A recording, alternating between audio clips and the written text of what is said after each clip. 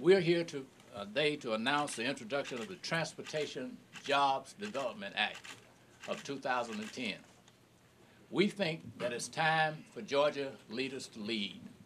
We watched, along with other Georgians, over the last 7 years as the administration, the governor's office, has failed to provide the necessary leadership to improve our transportation system in this state. So we as leaders are going to provide responsible legislation that will deal with this very important issue. We think that it is time for us to look at this in a more global way, in a more responsible way, and provide the necessary leadership to get it done. Today, I'm being joined by other leaders who will speak in this order. Senate Democratic Caucus Chairman Tim Golden of Valdosta, House Democratic Leader DuBose Porter from Dublin, House Democratic Caucus Chairman Calvin Smyre, Columbus, State Senator and Designated Transportation Leader in the Senate, Doug Stoner from Smyre, and Senate Democratic Caucus Vice Chair Valencia C. From Riverdale. Thank you, Mr. Leader. You know, for the past 8 years, Georgia's leadership has led us on a road to nowhere. They have jeopardized transportation for the state, placing in jeopardy jobs and businesses. It is time for responsible leadership. Last year, Smyre was left to near financial ruin because leadership was locked in a battle of egos, not in a battle for Georgia. This infighting has left thousands of Georgians wondering how they would get to work or if there would ever be an end to gridlock. We need responsible leadership. Businesses are looking now at other states with shorter commuter times. Simply put, leadership cost Georgia jobs during the worst economic downturn we have seen in quite some time. We need responsible business decisions now. We're losing money and jobs to surrounding states like North Carolina and Florida that have stronger state leadership and more forceful transportation plans. Right now, the train rails from D.C. run around Georgia, not through it. We need responsible transportation planning. We cannot sit idly by and watch Georgia lose its position as the southern region's leader. Business people expect better. Business people know that we need to move products from port by rail and by road. It is time for responsible leadership now when it comes to transportation. With that, I'm going to turn it over to our Minority Leader in the House, DuBose Porter. Thank you, Chairman. The main part I'm going to talk about is on the constitutional amendment.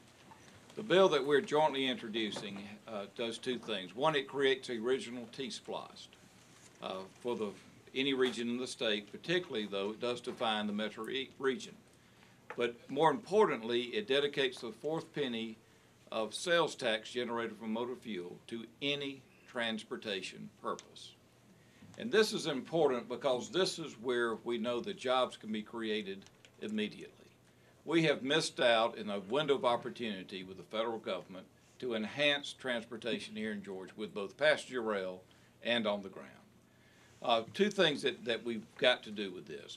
By getting a dedicated source of revenue, we will be able to finally leverage the federal dollars. Now, we missed the boat on this last round. You saw $8 billion was given around the country. Georgia got $750,000 to do 3 feasibility studies. It is embarrassing. What we have got to do is pledge a dedicated source so that we can get the $87 million that is already pledged to Georgia, or we'll lose it soon. And then with a dedicated source on top of that, that would get the rail line to the Lovejoy-Griffin, but the next $100 million would then take it on down to Macon, then put us in a position to put a comprehensive plan to take it through Decatur, through Gwinnett, to Athens with the brain train. And what we're talking about is jobs for Georgians here by a little state money that is dedicated and pledged, the tremendous amount of money that could be leveraged from the federal government that would create jobs here now and get us out of gridlock and give the message not just to the rest of the country but the world that Georgia is providing the leadership to have a world-class transportation system, that we're giving local governments the tools they need, but we're taking the part that we know will be a dedicated source of revenue to leverage the federal money. But the other side of that, it also gives you a dedicated source for local governments in both urban and rural areas for economic development, for state aid projects and LARP, which is not available now at DOT. We have to go to One Georgia or somewhere else because in economic projects, when you need curb cuts and turning lane, there's no place to go. To create jobs for Georgia, we have got to pass now in 2010. We can't wait. We have to do it now so that we can leverage the resources to get jobs on the ground here in Georgia. Thank you.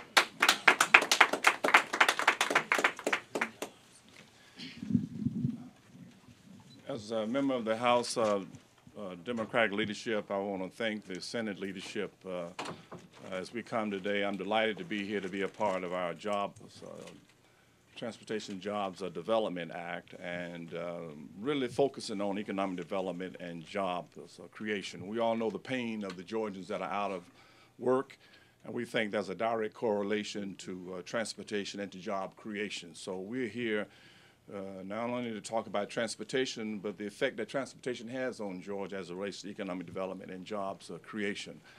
Transportation doesn't guarantee economic development, but I can guarantee you without transportation, you will not have economic development. So we're here to emphasize that and the lack of the leadership thereof in our state, and as it's been alluded to already, the federal funds are not coming to Georgia, but they're coming all around Georgia.